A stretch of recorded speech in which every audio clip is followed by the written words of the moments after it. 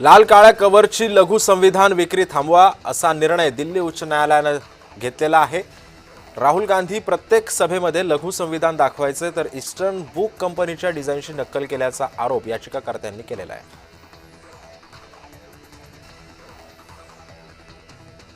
मुख्यमंत्री देवेंद्र फडणवीस ऊस गाळप हंगामाचा आढावा घेणार आहेत। यासाठी आता मंत्रालयामध्ये मंत्री समितीची एक बैठक आयोजित करण्यात आली आहे। ऊस उत्पादक शेतकऱ्यांसाठी काय घोषणा होणार याकडे आता सध्या सर्वांचं लक्ष लागलं आहे। राज्य मंत्रिमंडळाची आज बैठक बोलावण्यात आली आहे। बैठकीला मुख्यमंत्र्यांसह दोन्ही उपमुख्यमंत्री उपस्थित राहणार आहेत। बैठकीमध्ये पूर परिस्थितीमुळे झालेल्या नुकसानीबाबत चर्चा सुद्धा होणार आहे। नुकसानग्रस्त शेतकऱ्यांना मदत करण्यासाठी निकषांचा विचार केला जाणार नाही। जे निकषामध्ये बसणार नाहीत त्यांना राज्य आपत्ती व्यवस्थापनामधून मदत करू असं आश्वासन राज्यमंत्री आशिष जयस्वाल यांनी दिलेलं आहे।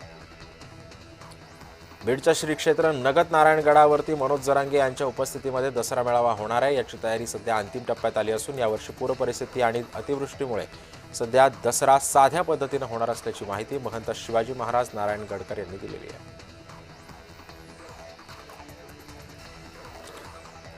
आमदार रवी राणांनी सलग चौथ्या दिवशी शेतकऱ्यांच्या बांधावर जाऊन पाहणी केली। अमरावतीमध्ये झालेल्या नुकसानीची मुख्यमंत्री आणि पालकमंत्र्यांना माहिती सुद्धा दिली आहे। दिवाळीपूर्वी नुकसान भरपाई द्या अशी मागणी सुद्धा राणांनी केली आहे।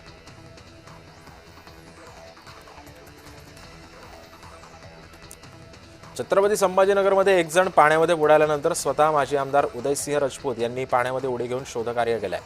मदन भाऊ राठोड असं या बुडणाऱ्या व्यक्तीचं नाव असून इतर लोक सुद्धा बघायची भूमिका घेत असतात।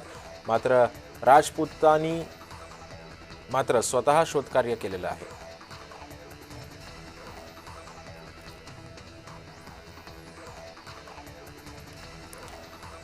ITI पॉलिटेक्निकमध्ये लवकरच शॉर्ट टर्म कोर्स सुरू होणार आहे अशी घोषणा कौशल्य विकास मंत्री मंगलप्रभात लोढांनी केली आहे। 419 ITI आणि 141 पॉलिटेक्निकमध्ये 2506 नव्या तुकड्या सुरू होणार आहेत।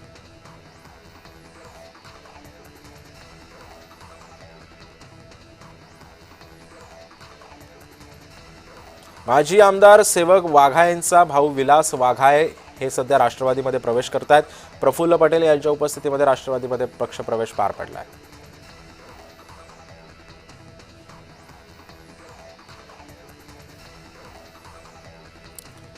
गोंदिया जिल्ह्याच्या दौऱ्यावरती असताना खासदार प्रफुल्ल पटेलांनी जिल्ह्यातील विविध मंडळांच्या देवींचं दर्शन सुद्धा घेतले। गोंदियावासीयांना सुख समृद्धी लाभो अशी प्रार्थना सुद्धा प्रफुल्ल पटेलांनी केली आहे।